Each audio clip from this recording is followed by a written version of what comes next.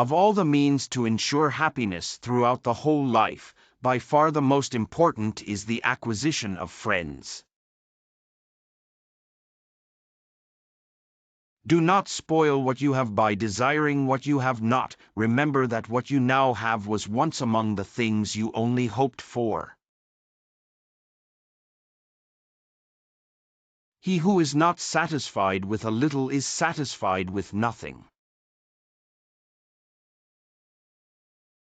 Death does not concern us, because as long as we exist, death is not here. And when it does come, we no longer exist.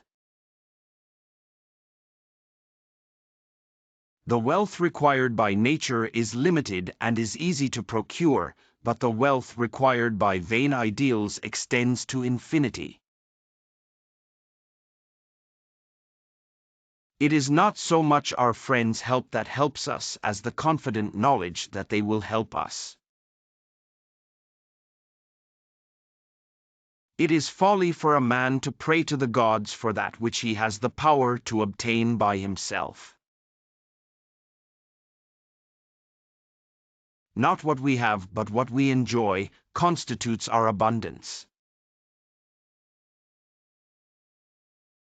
I have never wished to cater to the crowd, for what I know they do not approve, and what they approve I do not know. You don't develop courage by being happy in your relationships every day. You develop it by surviving difficult times and challenging adversity. The art of living well and the art of dying well are one. If the gods listened to the prayers of men, all humankind would quickly perish, since they constantly pray for many evils to befall one another. Never say that I have taken it, only that I have given it back. He who has peace of mind disturbs neither himself nor another. Do not spoil what you have by desiring what you have not. Empty is the argument of the philosopher which does not relieve any human suffering. Nothing is sufficient for the person who finds sufficiency too little. The fool's life is empty of gratitude and full of fears, its course lies wholly toward the future. We must, therefore, pursue the things that make for happiness, seeing that when happiness is present, we have everything, but when it is absent, we do everything to possess it. It is better for you to be free of fear lying upon a pallet, than to have a golden couch and a rich table and be full of trouble. To eat and drink without a friend is to devour like the lion and the wolf. Be moderate in order to taste the joys of life in abundance. The greater the difficulty, the more the glory in surmounting it. All friendship is desirable in itself, though it starts from the need of help. Let no one delay the study of philosophy while young, nor weary of it when old. The time when you should most of all withdraw into yourself is when you are forced to be in a crowd. He who least needs tomorrow will most gladly greet tomorrow. The noble man is chiefly concerned with wisdom and friendship. Of these, the former is a mortal good, the latter an immortal one. The purpose of all knowledge, metaphysical as well as scientific, is to achieve what Epicurus called ataraxia, freedom from irrational fears and anxieties of all sorts, in brief, peace of mind. Death is nothing to us, since when we are, death has not come, and when death has come, we are not. Do not spoil what you have by desiring what you have not.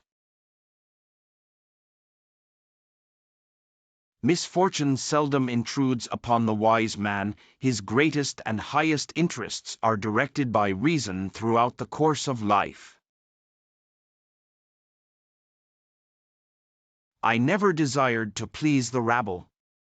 What pleased them, I did not learn, and what I knew was far removed from their understanding. Vain is the word of that philosopher which does not heal any suffering of man. If thou wilt make a man happy, add not unto his riches but take away from his desires. We should look for someone to eat and drink with before looking for something to eat and drink.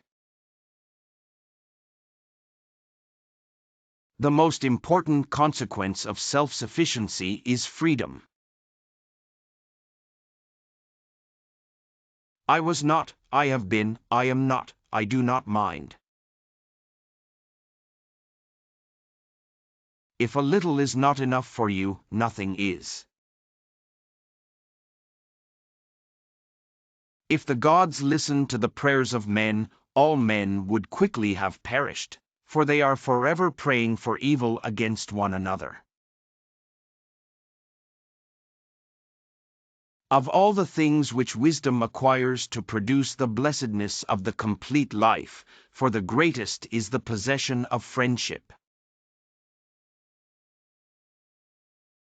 It is not the pretended but the real pursuit of philosophy that is needed, for we do not need the appearance of good health, but to enjoy it in truth. Contented poverty is an honorable estate. Nothing is enough to the man for whom enough is too little. If a person fights the clear evidence of his senses, he will never be able to share in genuine tranquility. If you shape your life according to nature, you will never be poor. If according to people's opinions, you will never be rich. Men inflict injuries from hatred, jealousy, or contempt, but the wise man masters all these passions by means of reason. Death is nothing to us, because a body that has been dispersed into elements experiences no sensations, and the absence of sensation is nothing to us. With the Epicureans it was never science for the sake of science, but always science for the sake of human happiness. Therefore, foolish is the man who says that he fears death, not because it will cause pain when it arrives, but because anticipation of it is painful. Against other things it is possible to obtain security, but when it comes to death we human beings all live in an unwalled city. When you die, your mind will be gone even faster than your body. I am grateful to blessed nature, because she made what is necessary easy to acquire and what is hard to acquire unnecessary. We must free ourselves from the prison of everyday affairs and politics. Two of Epicurus's early influences, Democritus and Pyrrho, had actually journeyed all the way to what is now India, where they had encountered Buddhism in the schools of the gymnosophists. How unhappy are the lives of men! How purblind their hearts! The greatest fruit of self-sufficiency is freedom. Of all the things that wisdom provides for the happiness of the whole man, by far the most important is the acquisition of friendship. We must laugh and philosophize and manage our households and look after our other affairs all at the same time, and never stop proclaiming the words of the true philosophy. Some men spend their whole life furnishing for themselves the things proper to life without realizing that at our birth each of us was poured a mortal brew to drink. If you wish to make Pythocles wealthy, don't give him more money, rather, reduce his desires.